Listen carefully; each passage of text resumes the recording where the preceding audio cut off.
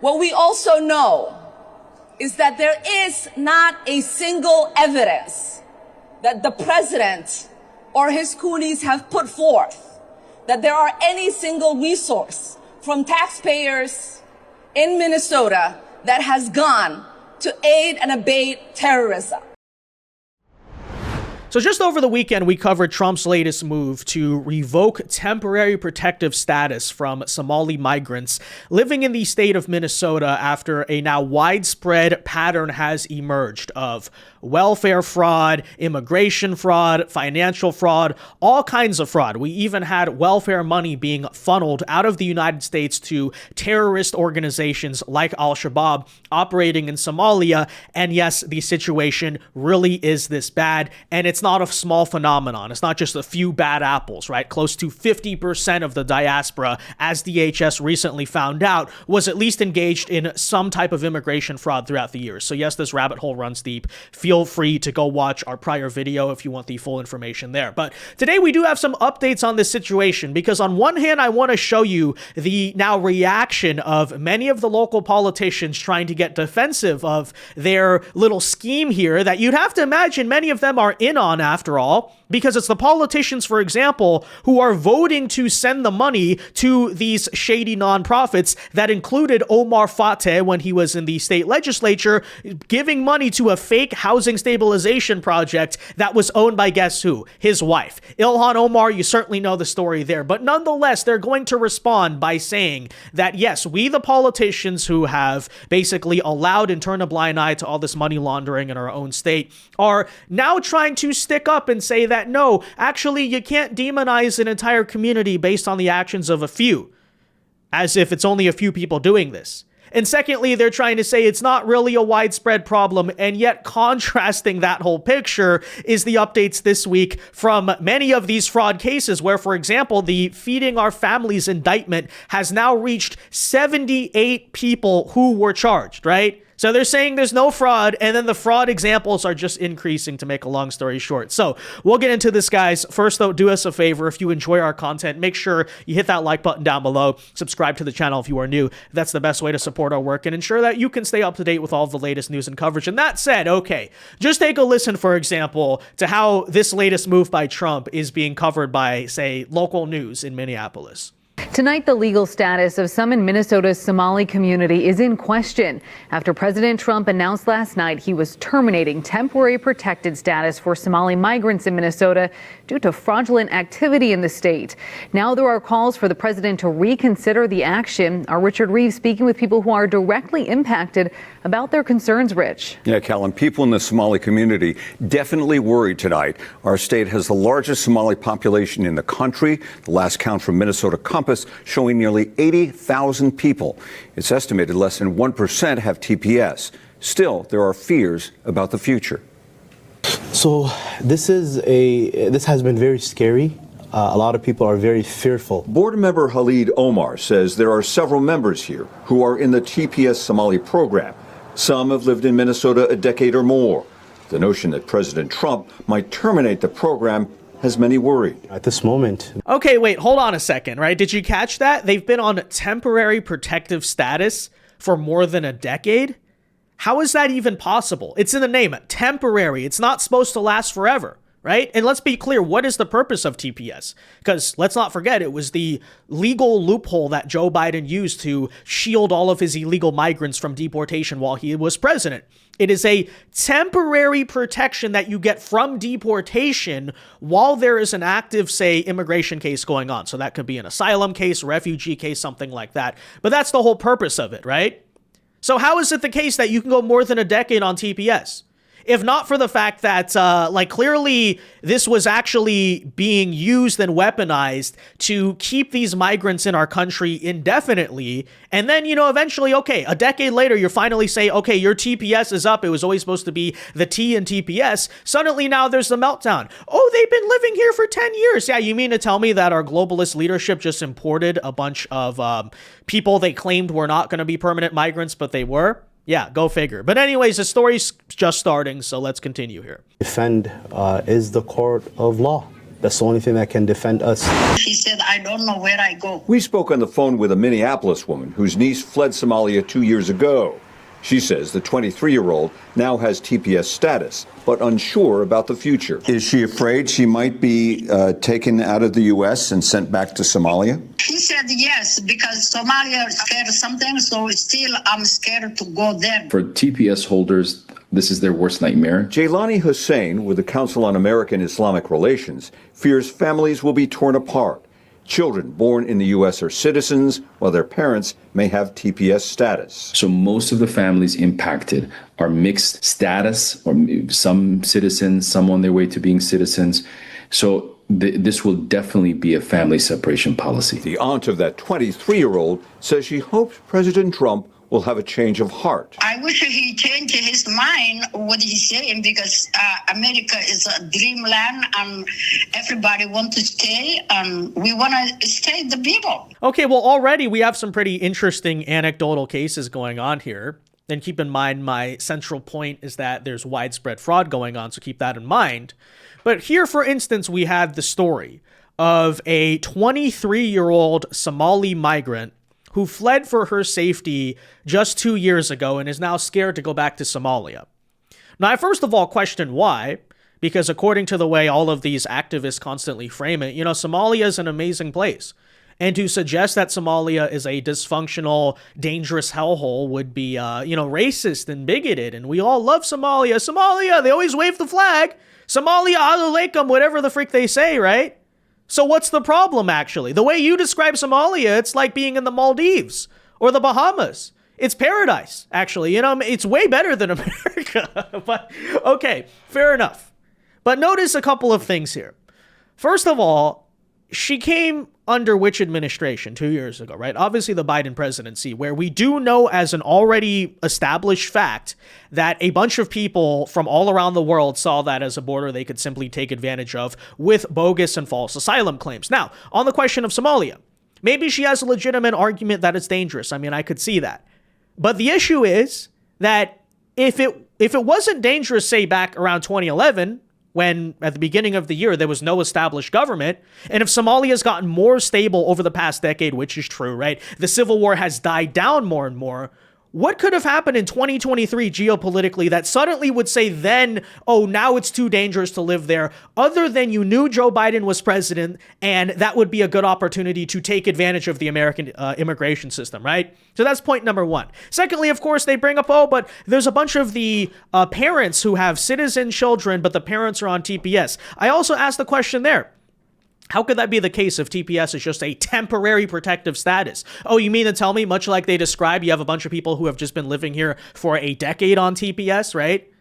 And I'm sorry, I don't know if it's cruel or whatever to say, but you should have expected that, I guess, when you decided to have children in America, that you're on a temporary, I mean, I know a lot of these people can't even speak English, they don't assimilate into anything, but if you could read your immigration papers, they would say you're on a temporary status. So having kids with the assumption you might never have to leave the United States or might never have to go back to Somalia or even some other third country if you want to choose that, okay, was your problem to begin with, and I'm not here to accept that sob story when you can clearly tell on a wider picture, okay, the problems that this migration pattern has had on the United States have been overwhelmingly negative. So cry me a river, right? As Tom Homan said months ago or maybe a year ago now, right? We can always support the family together, all right? We're not for separating families, but it's at the same time, we're not going to simply not support anyone simply because you're using the anchor baby loophole, which really is what this is all about. But anyways, okay, so there you have the situation here. Now, I do want to show you what apparently Ilhan Omar is, lashing out and saying in response, because it's pretty ironic. Take a listen. Somalis are not terrorizing this nation. We are helping it thrive. Somalis have always seen themselves as a fabric of this nation. So not only are we not going anywhere,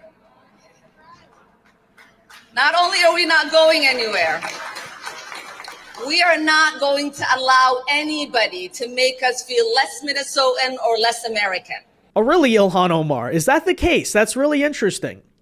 Because we've talked about this, but study after study on the issue, not just in America, but in Canada, in Europe, in many other Western countries, has found that on average per capita, the Somali diaspora is actually a huge tax negative, not a tax positive on any Western country. On average, the drain economically is about $1 million per person over their lifetime that they will take from the system rather than put back into the system.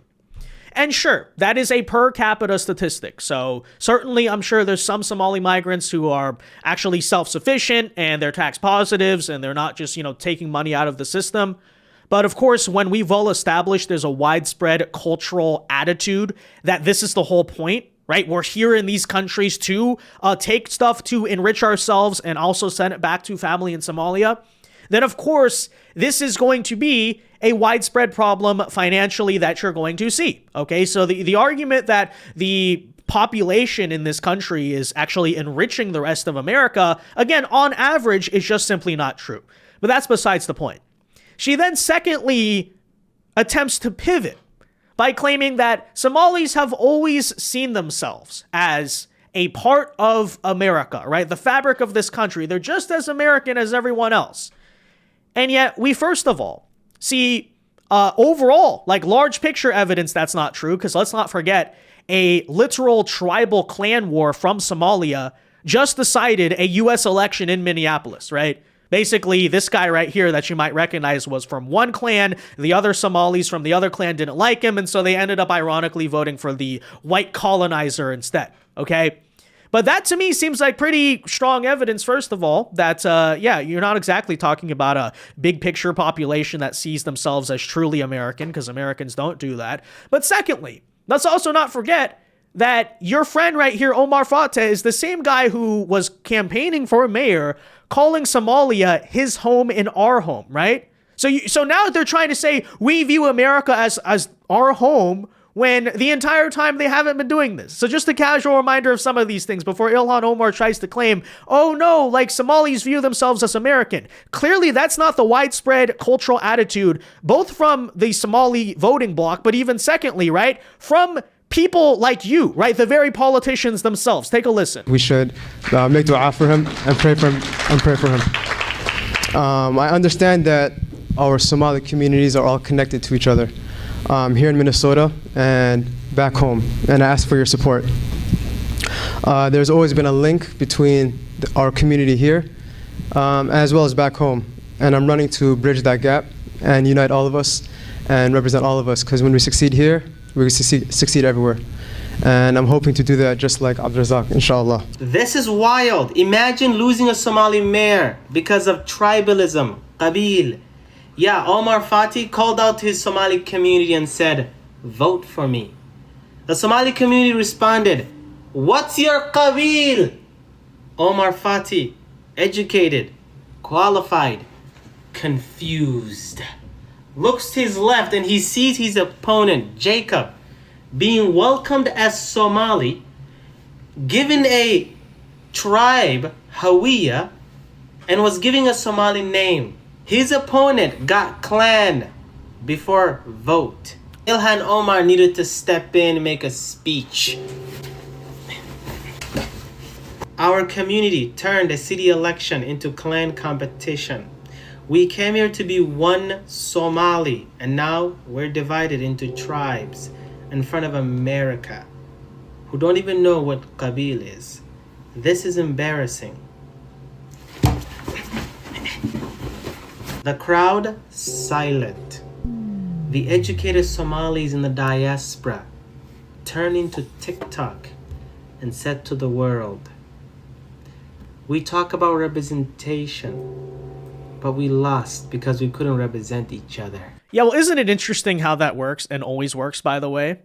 They never claim to be or identify as American. Even when they're involved with politics, they're still saying Somalia is our home. But suddenly when they're up for deportation, and that's now a possibility, I'm an American! Wave the flag! We love this place! We've always been a part of this place.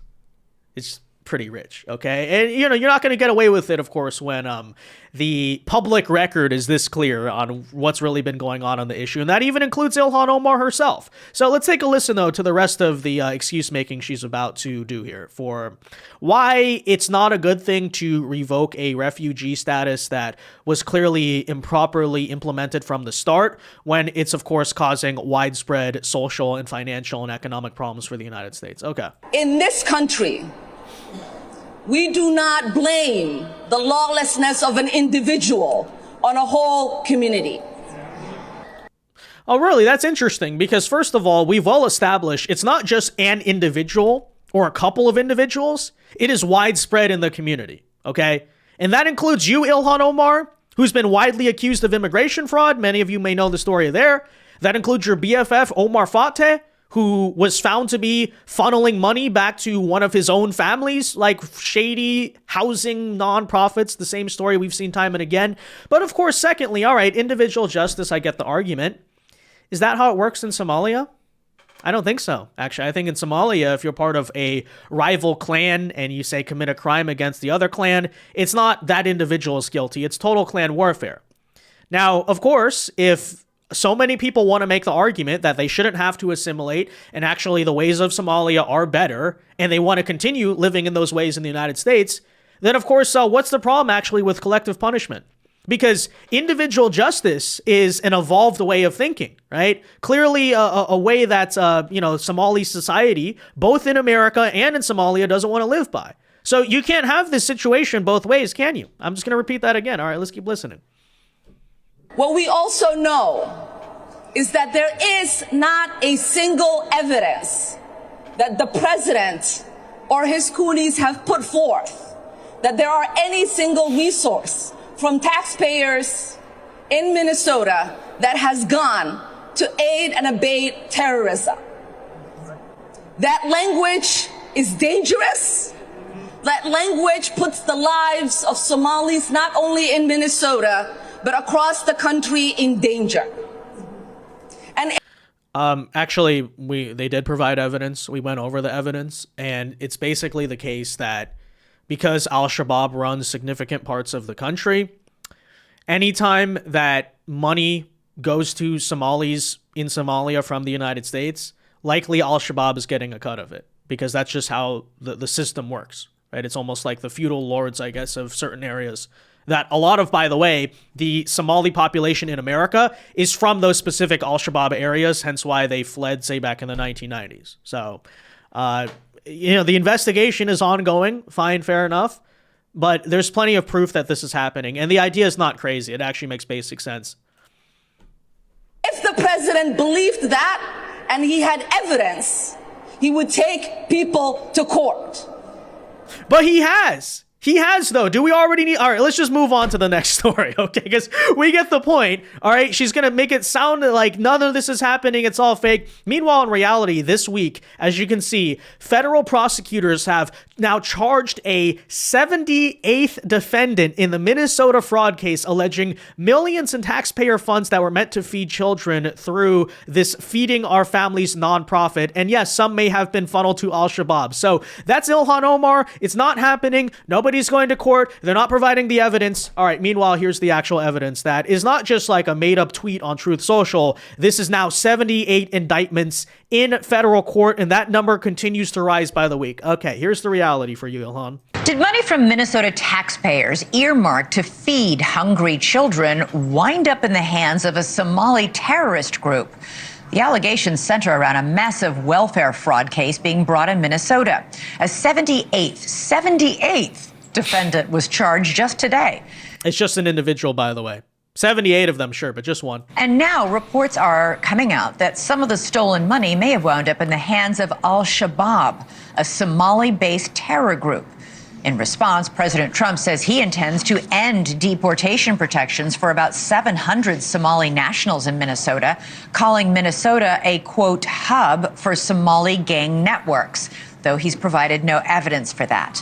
So what are the facts on the ground? Investigative correspondent Rich McHugh is at the federal courthouse in Minneapolis, Minnesota for us tonight. Rich, what are you learning? Hi, Elizabeth. Well, we're at the federal courthouse where that 78th indictment came down just a few hours ago. All of it tied to Feeding Our Future. That's the corrupt nonprofit at the center of all of this fraud.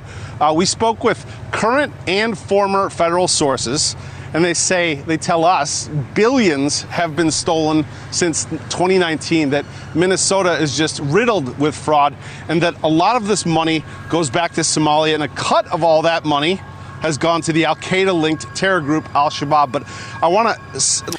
Correct. And this is exactly what we just talked about in the last video. Feel free to go watch it. But I like to point out this Feeding Our Future nonprofit case is not just one isolated thing. It is simply one of many different fraud indictments and large cases that are going on against different nonprofit groups, right? So there is a widespread pattern, and it's almost the same story every time. You set up this nonprofit that's meant for housing, like Omar Fateh's wife did, by the way. It's extremely common for either housing or something to do with children, Feeding Our Future, and then take the money, give very little of it to actual charity, and then end up sending a bunch of it to yourself, to Somalia, etc. Like, reset this for viewers because it's complicated. This all stems from Feeding Our Future. That's the largest COVID fraud ever. These criminals opened more than 200 federal child nutrition program sites throughout Minnesota, and sites lied, claimed to be serving meals to thousands of children a day. They created fake attendance rosters, fake invoices, and the government reimbursed them. David Gaither, he's a former state senator here. He saw this firsthand. Rich, this is the Safari restaurant in downtown Minneapolis. This is the epicenter of some of the biggest fraud and waste and abuse in this area. The owner right now is currently in jail. Federal jail. This restaurant, which seats about 35, supposedly served 18,000 plus meals a day. A day? A day for 7 months. 18,000 plus. Now, Minnesota Rep. Ilhan Omar, she was a fixture at this restaurant, the Safari, during her run for office. I think we have a photo of her at the restaurant with her supporters in 2018. Feeding Our Future, that's that corrupt nonprofit. It was So see what I'm saying? It's not just a few individuals who are doing bad stuff, okay? This is a widespread scheme. The community is in on it. And as you can clearly tell, it appears many of the politicians are as well, okay? I'm not making allegations of things I can't prove. I'm simply just going to point out the reality that, I mean, for instance, look at when the mafia used to run the Northeast, right? It's very naive and stupid to think that an entire city, an entire state is such a widespread system of money laundering. It's a hub for this, like, you know, money trafficking, all this crime and stuff, and that the politicians don't know what's going on. Of course, the local leaders know what's going on. Of course, Tim Walz knows what's going on. There's absolutely been a culture of negligence. And by the way, that was even proven in our last video. We talked about that as well, right? How the agency, the housing agency from the government that was meant to distribute this money saw these red flags and kept on sending the money anyway, right? So that's why we say, again, it's not a small thing. This is not some collective punishment because a small group of people decided to do bad stuff. This is a widespread problem. It's massive. And yes, the community knows what's going on. Okay? I'm part Italian. Let me tell you this right now, right? You know, my grandparents and stuff growing up a long time ago, everyone in the town knew who the mafia was. Everyone knew what was going on. Okay?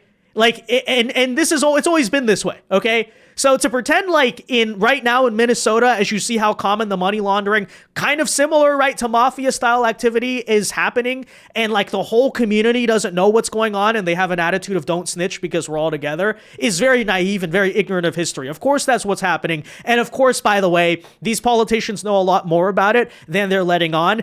Hence why, by the way, they've been caught up in some of these allegations, as we've talked about. The epicenter of it, but others spawned from it. There were home relocation services, child autism. They were bilking $399 million in services fraud in 2023 alone. To date, 86 people have been indicted and counting. Federal authorities tell News Nation 79 of them are of Somali descent. 79. We've been holding accountable those that are the perpetrators of the crime. But we are not holding accountable those that created the opportunity to have those perps do what they did. And that would be? The policymaker, the attorney general, and the administration. That's exactly correct. That's exactly correct. The political leadership is arguably just as equally complicit in this as the very people who frauded the system to begin with. Because why'd you allow a system that would be so ripe for fraud? And, you know, how is it with all your resources? We just had no idea any of this has been happening. Really? Do some like basic intelligence in the Somali community, the neighborhoods. They know what's happening. I'm just telling you that right now. Everyone knows what's happening. Okay? And again, you're skeptical of that idea. Just look at how, like, as I said, the Italian mafia used to operate. That's the analogy I'm making here, because it's the reason I'm comparing the two is not to compare like the Italian immigration to the Somali one. No, rather what I'm saying is in these types of situations, everybody knows what's going on. You just have to get to the bottom of it if you're law enforcement or the government, which clearly the government for a very long time before this administration did not want to do on purpose. Because why? Maybe they're in on the same exact thing. So there you have it, right? And that's certainly good news to see. However, at the same time, I do have to bring up a legitimate concern, which is, of course, you by the way, still want to be skeptical that the local government is in on it.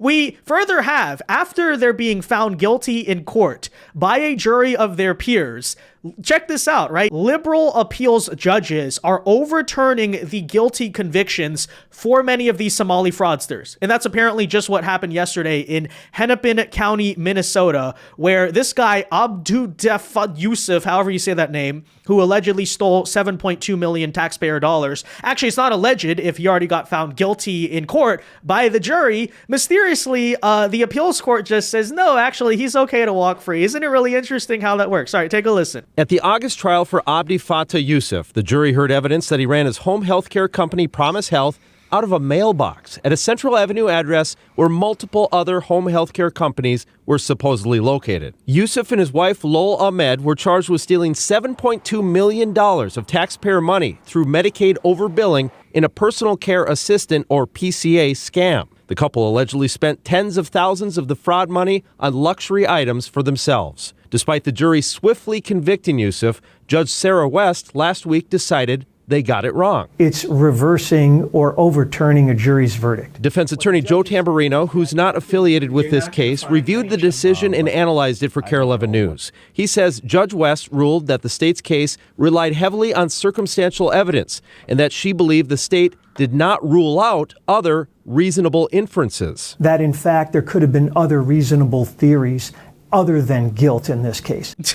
It was circumstantial evidence. They didn't prove the guilt. There could have been an alternative explanation, says the appeals court judge.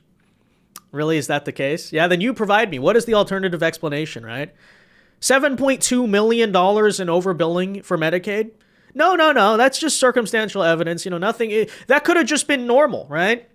Or how about the fact that there's like several different healthcare companies being registered at their home address? You know, it doesn't seem like a very hard fraud case actually at all. No. That's just circumstantial. Oh, why are they spending $80,000 and all this stuff on luxury Gucci after, taking money from Medicaid, which is supposed to be for poor people? No.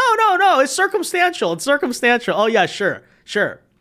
So this is, first of all, very concerning because, you know, if this judge is going to overturn it after the jury, as you can clearly tell, quickly said, yeah, that person's guilty, right? Even the juror apparently anonymously said, quote, I am shocked. It was obvious guilt, right? But if we have these, you could call them activist judges, but one could make the further case. It's not about liberal activism. It's that they're also in on the same scheme. Possibility. I don't know. I'm just saying, look at that judge. Clearly looks like a useful idiot liberal, right? Not accusing her. I'm just saying, right? It's something to keep in mind when you're dealing with the government, that you could see a case, potentially, where these 78 people in these obvious fraud schemes all get convicted by the juries, and then the left-wing appeals courts of the state of Minnesota say, no, actually, we must protect the Somali community, right? And that, of course, means they're allowed to commit whatever crimes they want. I don't know.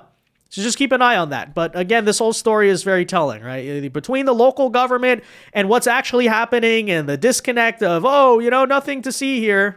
Well, of course, there's plenty to see. All right, that said, though, let me know your thoughts. Be sure to leave a like on this video, subscribe to the channel if you are new. And until next time, God bless and peace.